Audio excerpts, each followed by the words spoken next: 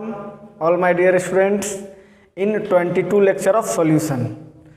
तो हम लोग टॉपिक को आगे शुरू करने से पहले हमारे यूट्यूब चैनल को सब्सक्राइब करें, बेल आइकन को प्रेस करके ऑल पे क्लिक करें।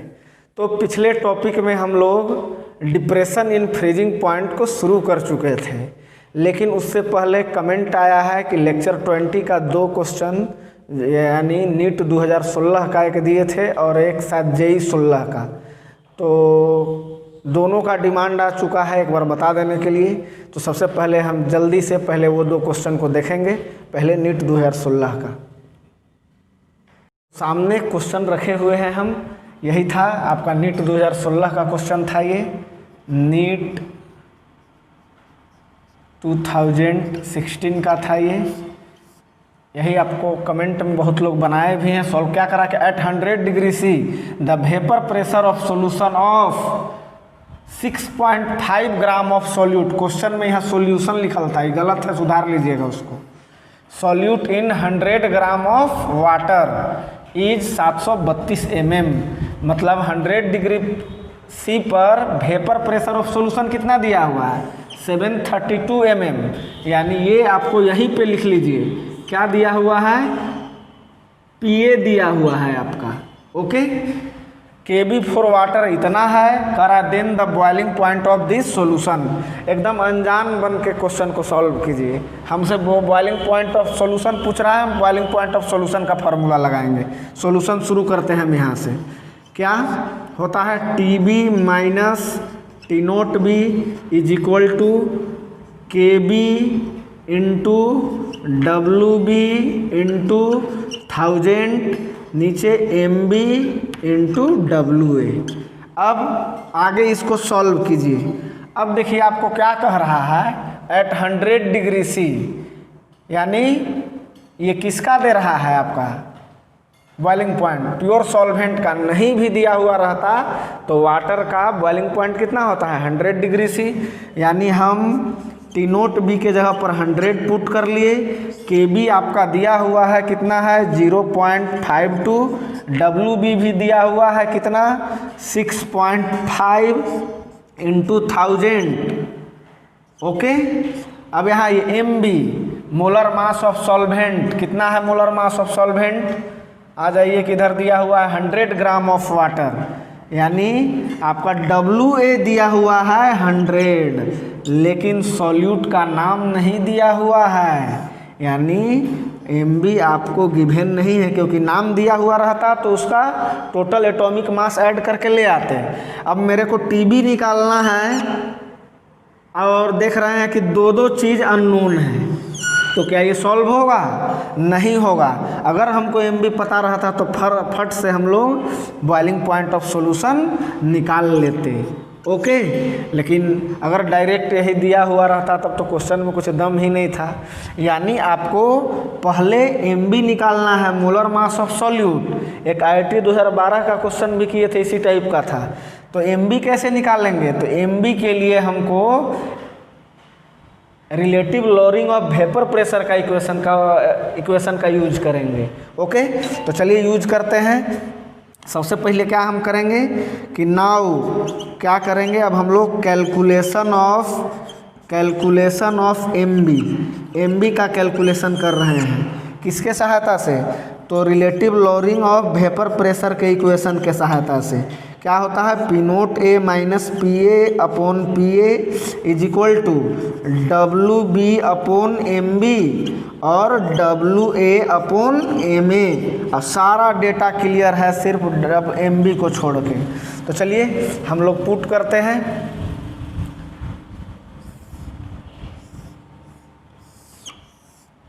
इधर सॉल्व करते हैं। चलिए पी नोट ए कितना है, पी नोट ए दिया हुआ नहीं है, लेकिन पी नोट ए हम लोग 100 डिग्री सी पर कितना लेते हैं 760, यानी यहाँ 760 बैठा लिए, माइनस सॉल्यूशन का यहाँ देखिए दिया हुआ है 732, नीचे भी 732 इक्वल टू डब्लू बी कितना मेरा दिया हुआ है 6.5, यानी 6.5 अपॉन एम बी, और नीचे 100 ग्राम ऑफ वाटर में है तो 100 अपॉन कितना क्या बिठाना, MA molar mass of solvent, molar mass of solvent यानी वाटर का, यानी 18 पुट कर दिए।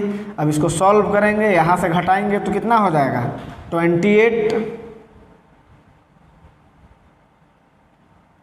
28 अपॉन 732 इज इक्वल टू 6.5। अब MB नीचे ले आते हैं, MB इंटू ये 100 है, 18 ऊपर चला जाएगा इंटू 18, यही ना। अब MB को इधर ले आइए और 28/732 है, उधर ले जाएंगे तो क्या हो जाएगा 732/28।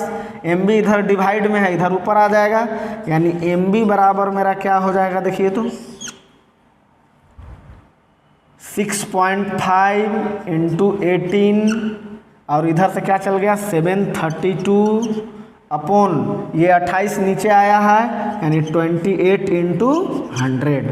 अब फटाफट काटना चालू कर दीजिए, तो ये 2 से काटिए तो 14 दूना 28 और इधर भी 2 से काटिएगा तो 2 तिहाई 6, 2 छक 12, 2 छक 12, 366। ठीक है, अब फिर 2 से काट दीजिए तो 2 सत्ते 14 और 2 नवा 18, ऐसे कर दिए।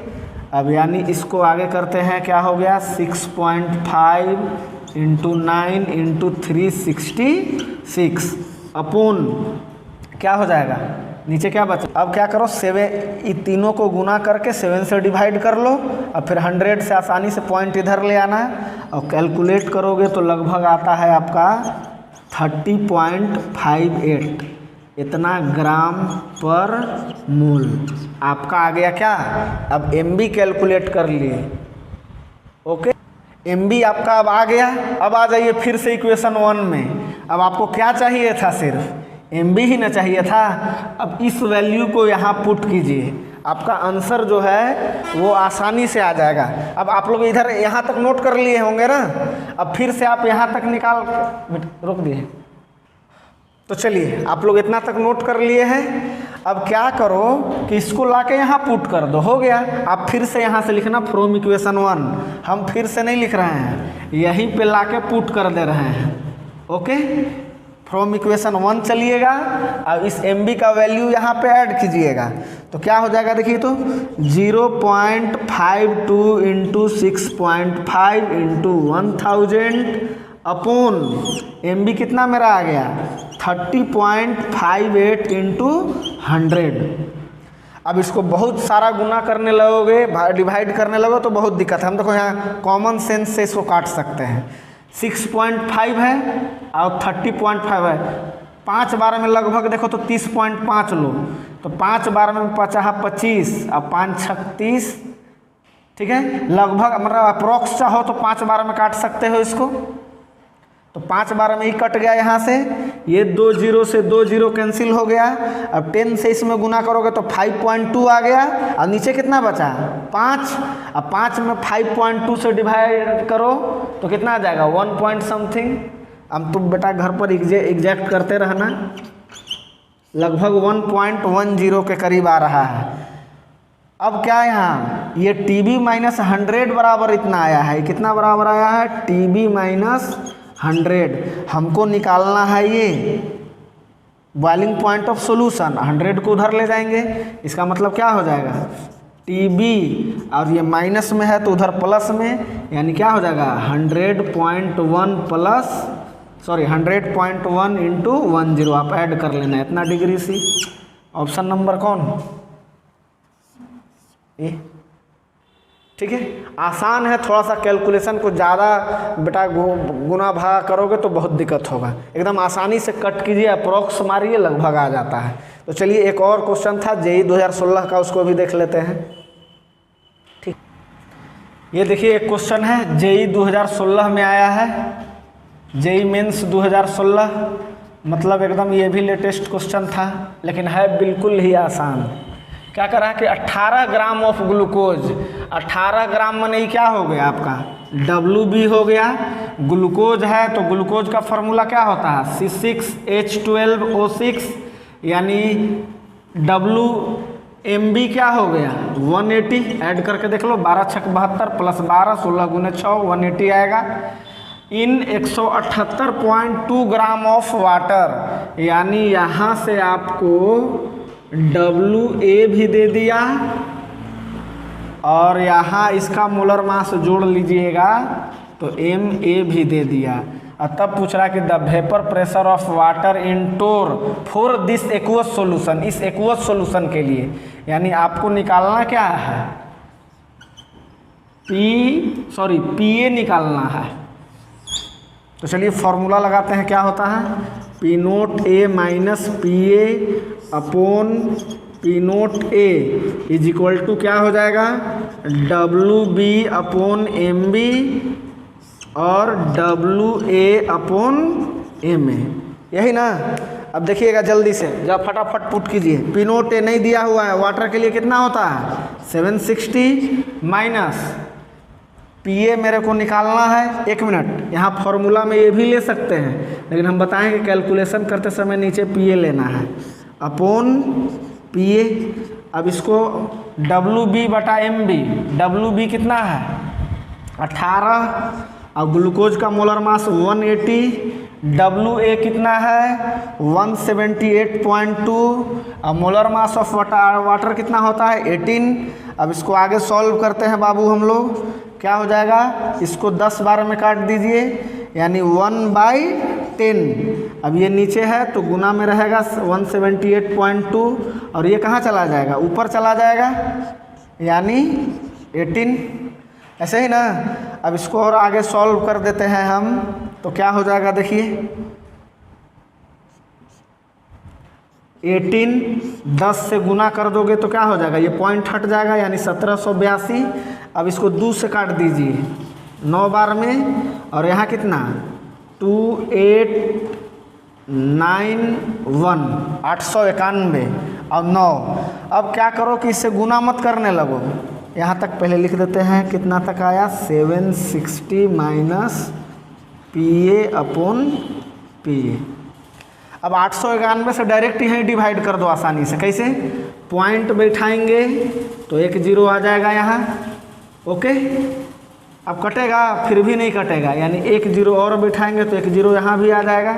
891 से 900 कै बार में, 1 बार में, तो कितना बार में कट गया 0.01 बार में।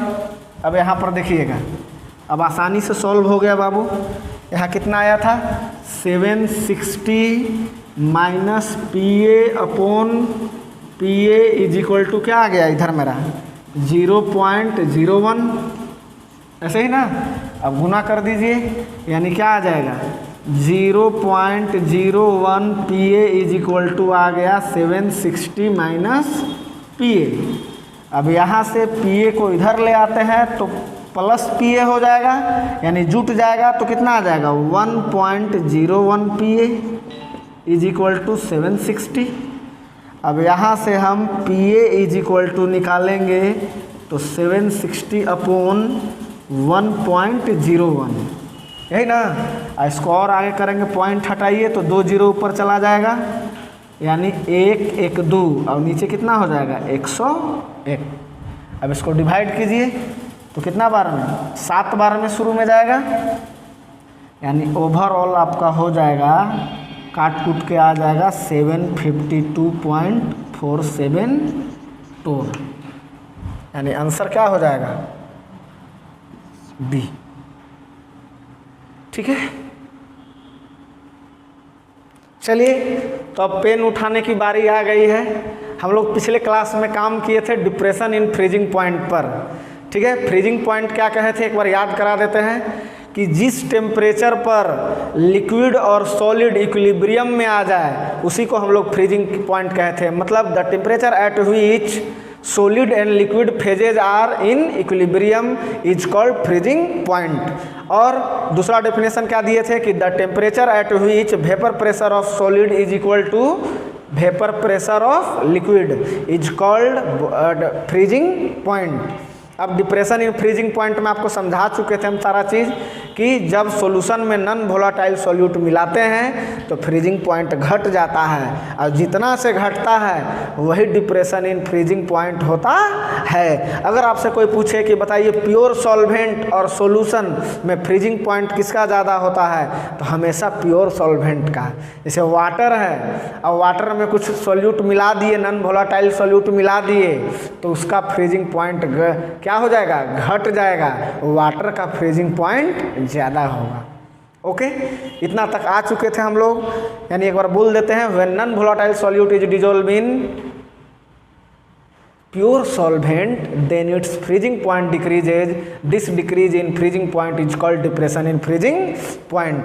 या फॉर्मूला क्या दिए थे, delta T F is equal to T note F minus T F, यानी यहाँ से डिफरेंस के आधार पर T note F minus T F, यानी difference between freezing point of solvent and the freezing point of solution is called depression in freezing point. Graph वगैरह plot करके भी आपको अच्छा से समझा चुके थे।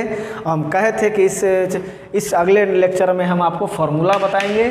तो रॉल्ट्स लॉ का स्टेटमेंट क्या है डिप्रेशन इन फ्रीजिंग पॉइंट के लिए, तो लिखते हैं हम लोग, आप लोग भी लिखिए। According to Raoult's law depression in freezing point of a solution containing non-volatile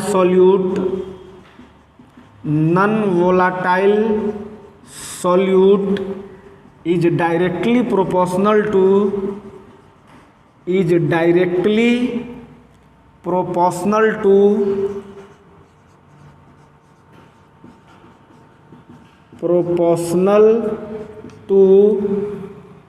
किसके, मोलालिटी ऑफ सॉल्यूशन के, मोलालिटी ऑफ द सॉल्यूशन। यानी क्या कह रहा है कि डेल्टा टी एफ जो है वो डायरेक्टली प्रोपोर्शनल होगा किसके, मोलालिटी ऑफ सॉल्यूशन के।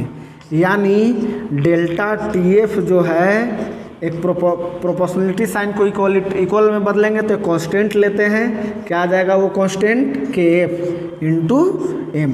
यानी फिर से बताते हैं, हमारा पहला फार्मूला डेवलप हो गया, फिर से सुन लीजिए। रॉल्ट्स लॉ क्या कहे डिप्रेशन इन फ्रीजिंग पॉइंट के बारे में, कि रॉल्ट्स लॉ के अनुसार डिप्रेशन इन फ्रीजिंग पॉइंट किसी सॉल्यूशन का जिसमें नॉन वोलेटाइल सॉल्यूट मिला हुआ है वो डायरेक्टली प्रोपोर्शनल होता है सॉल्यूशन के मोलालिटी के। वही लिखे हम delta T F proportional to M. आपको याद होगा एलिवेशन इन बॉइलिंग पॉइंट, वहाँ डेल्टा टी भी प्रोपोर्शनल था मोलालिटी के, यहाँ भी ये मोलालिटी के प्रोपोर्शनल है। अब के एफ क्या है यहाँ पे लिख देते हैं, वेयर के एफ इज मोलल डिप्रेशन, वहाँ था मोलल एलिवेशन, यहाँ हो गया मोलल डिप्रेशन कांस्टेंट, या इसी का एक और नाम है क्रायोस्कोपिक कांस्टेंट। अब जैसे वहाँ पर डिफाइन किए थे केबी को, यहाँ भी के एफ को डिफाइन करेंगे। क्या करेंगे, इसको डिफाइन करने के लिए क्या करेंगे, मोलालिटी को 1 कर देंगे। यानी यहाँ फिर से हम आपको समझा रहे हैं, देखिएगा क्या कह रहा है, if m is equal to 1, यदि m का वैल्यू क्या हो जाता है 1 हो जाता है,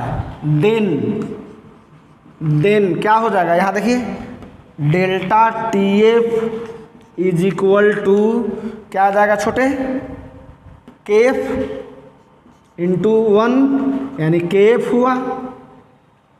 अब क्या हो गया, कह रहे हैं कि जब मोलालिटी 1 ले लेते हैं तो मोलल डिप्रेशन कांस्टेंट के एफ क्या है, तो वो है डिप्रेशन इन फ्रीजिंग पॉइंट। ठीक है, अब थोड़ा सा और अच्छा से अगर इसको आप समझाना चाहते हैं तो मोलालिटी 1 माने m इज इक्वल टू 1 का मतलब क्या होता है, यहाँ से समझिएगा थोड़ा। किसी सॉल्यूशन की मोलालिटी 1 है यानी मोलल सॉल्यूशन है, इसका मतलब क्या हुआ कि उसमें सॉल्वेंट कितना है 1 kg सॉल्वेंट है और 1 मोल सॉल्यूट डिजोल्व है। यानी अगर हम डिफाइन करना चाहें यहाँ पर कि क्या है आपका मोलर डिप्रेशन कांस्टेंट, यानी अगर डिफाइन करना चाहें हम केएफ को तो क्या डिफाइन करेंगे कि molar depression constant KF may be defined as the depression in freezing point when 1 mole of solute dissolve in 1 kg of the solvent. तो चलिए लिखते हैं, चलिए डिफाइन करते हैं। तो क्या डिफाइन करेंगे, देयरफॉर, यहाँ के बाद आप लोग आगे लिखिएगा, बोर्ड में 1 या 2 नंबर में पूछ देता है कि क्या है मोलर डिप्रेशन कांस्टेंट, तो लिखते हैं देयरफॉर मोलर डिप्रेशन कांस्टेंट यानी KF may be defined as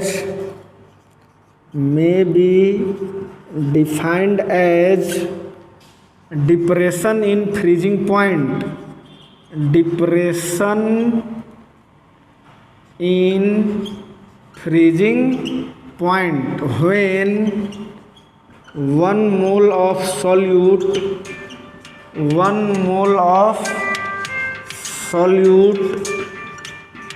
dissolve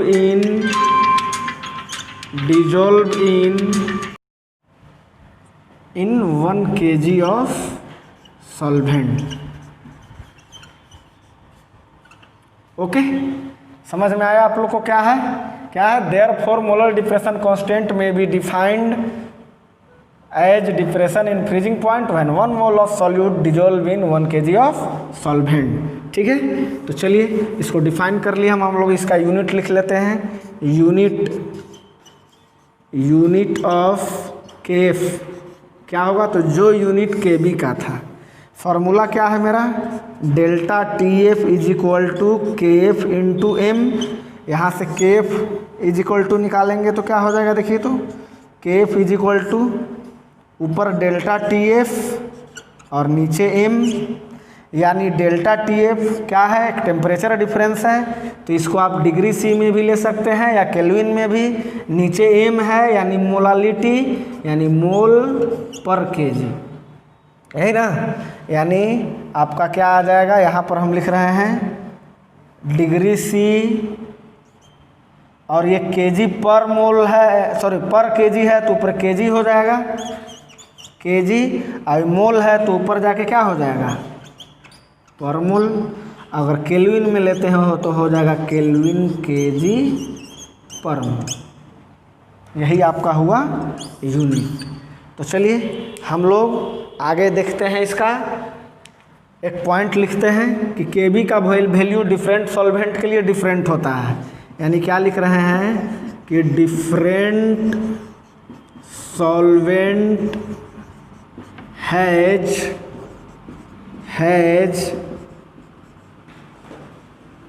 different value of KF. ठीक है, अब एक अगर याद रखना चाहते हो तो केएफ फॉर वाटर होता है 1.86 केल्विन केजी पर मोल। ऐसे क्वेश्चन में आपको दिया हुआ रहता है। ओके, अगर नहीं दिया हुआ रहेगा तो एक फार्मूला जैसे वहाँ दिए थे यहाँ भी लिख लो, केएफ इज इक्वल टू क्या होता है, RT स्क्वायर अपॉन 1000 LF।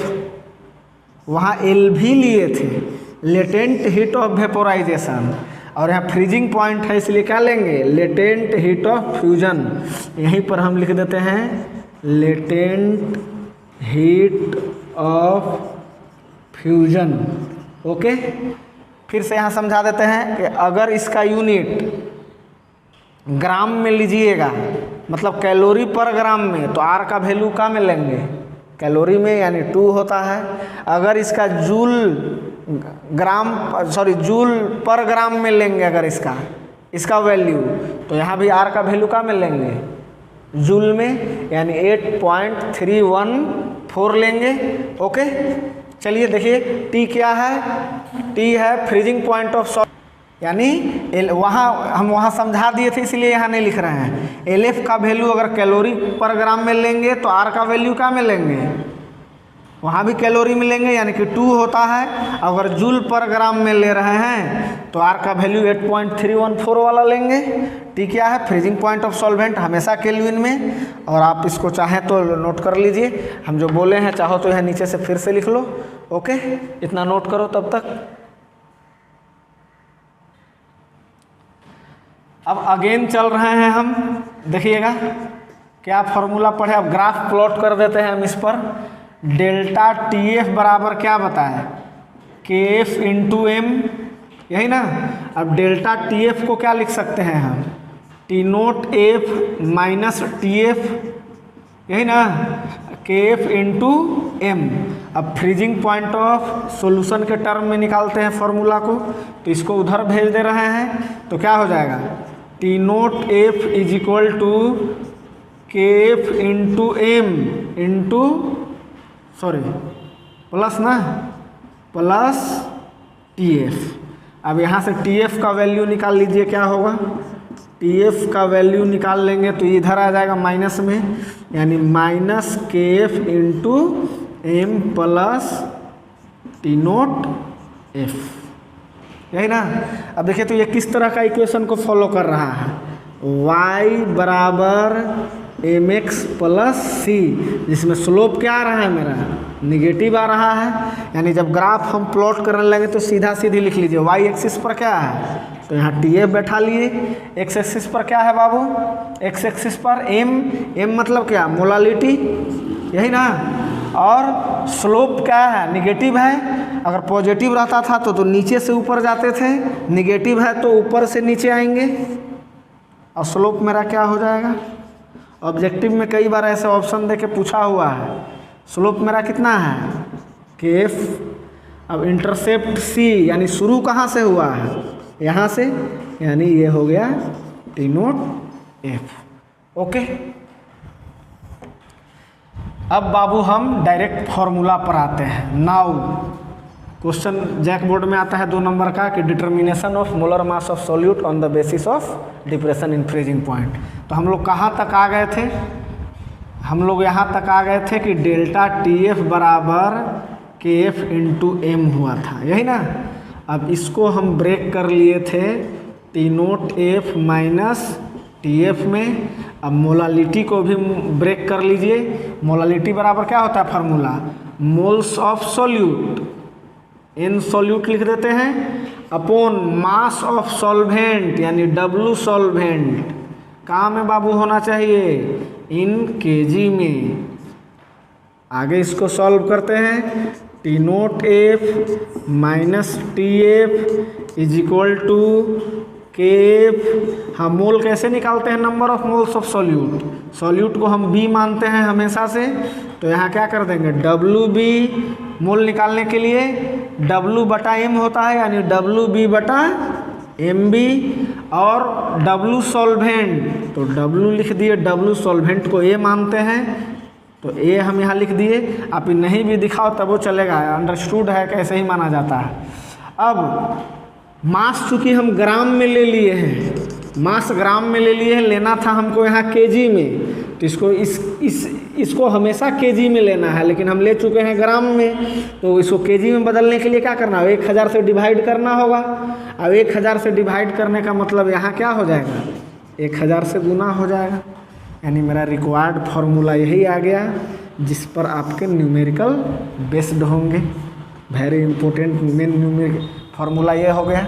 अब सब के बारी बारी में से लिख देते हैं, बोलो क्या है, T नोट F क्या है, freezing point of solvent, TF क्या है, freezing point of solution, KF क्या है, molar depression constant, WB mass of solute in gram, MB क्या है, molar mass of solute in gram per mole unit देना चाहते हो तो, W के क्या है, मास ऑफ सॉल्वेंट इन ग्राम।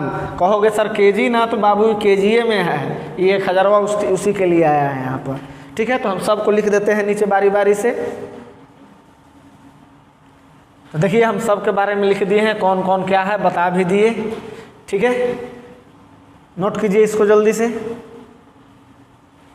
अब एक पॉइंट यहाँ पर लिख लीजिए, फिर से वही बात कि क्वेश्चन में सॉल्वेंट का नाम नहीं दिया हुआ है तो वाटर को सॉल्वेंट मानेंगे। वाटर का फ्रीजिंग पॉइंट कितना होता है 0 डिग्री सी, और केल्विन में लेंगे तो 273 केल्विन, यानी एक डेटा यहाँ से आपका क्लियर हो जाएगा। जैसे ही सॉल्वेंट का बात आए नहीं दिया हुआ है तो वाटर को सॉल्वेंट मानो, हमेशा ही दिमाग में रखो। और वाटर का वेपर प्रेशर कितना होता है 760 टोर, बॉइलिंग पॉइंट कितना होता है 100 डिग्री सी, फ्रीजिंग पॉइंट कितना होता है 0 डिग्री सी, केवी का वैल्यू कितना होता है 0.52 केल्विन केजी पर मोल, केएफ का वैल्यू कितना होता है 1.86 केल्विन केजी पर मोल। इतना दिमाग में रखो, तब फटाफट कैलकुलेशन होगा छोटे, एकदम बढ़िया से किया करो। तो चलो एक पॉइंट यहाँ पर हम लिख देते हैं, क्या लिख रहे हैं, if in the question name of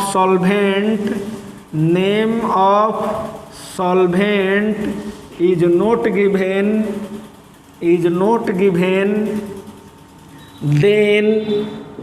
then we will assume water as solvent। और वाटर को जब सॉल्वेंट मान लेंगे तो क्या वो डाटा पता होगा। पहला बात तो मोलर मास पता हो जाएगा, कितना हो जाता है 18, ठीक है, मोलर मास 18, फ्रीजिंग बॉइलिंग पॉइंट कितना 100 डिग्री सी, वेपर प्रेशर कितना 760 टोर। अभी हम फ्रीजिंग पॉइंट का बात कर रहे हैं, इसलिए हम लिख लें फ्रीजिंग पॉइंट ऑफ वाटर। हमेशा ये सब चीज़ दिमाग में रखोगे तो कभी कोई परेशानी होना नहीं है। 0 डिग्री सी, अगर इसको केल्विन में बदलना चाहते हो तो 0 में कितना जोड़ देंगे 273, यानी ओवरऑल मेरा 273 केल्विन। और टी0 टेप इसलिए माने हैं कि वाटर प्योर होता है। तो चलिए बिना देर किए हुए एक न्यूमेरिकल हम समझाते हैं, सॉल्व कर देते हैं, उसके बाद 3-4 न्यूमेरिकल घर से दे रहे हैं। तो चलिए अंत में एक क्वेश्चन लाए हैं। अब ये क्वेश्चन समझ गए तो इसके बाद हम 3-4 वर्क में देंगे, वो भी आसानी से सॉल्व होगा। अब है कुछ नहीं, मैंने ज़रा सा भी नहीं है, चाहो तो वीडियो पॉज करो, जो पढ़ने वाला बच्चा होगा वीडियो पॉज करके शुरू हो चुका होगा, अब तक फार्मूला वगैरह सारा बता ही दिए हैं, लेकिन फिर भी हम इसको सॉल्व करते हैं। देखिए कह रहा 45 gram of ethylene glycol. Ethylene glycol का फार्मूला आप जानते ही हो, क्या होता है CH2OH, यही है इथिलीन ग्लाइकोल। इसी को बेटा कंडेंस करके लिखा है C2 2 2 4 5 1 6 H6 और O2। ओके, अब इसको ऐड कर लेंगे यहाँ पर। मोलर मास यानी WB भी दे दिया है और नाम दे दिया है तो MB भी निकल जाएगा।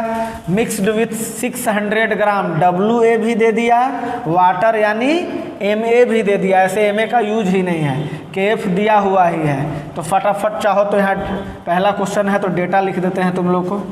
क्या है WB बराबर 45 gram, MB is equal to ethylene glycol है, ऐड करो कार्बन का 12 दूना 24, 6 गुने 1 यानी 6, मतलब 24 प्लस 6 और 16 दूना 32 32, यानी कितना हो जाएगा 62, यानी 62 आ गया।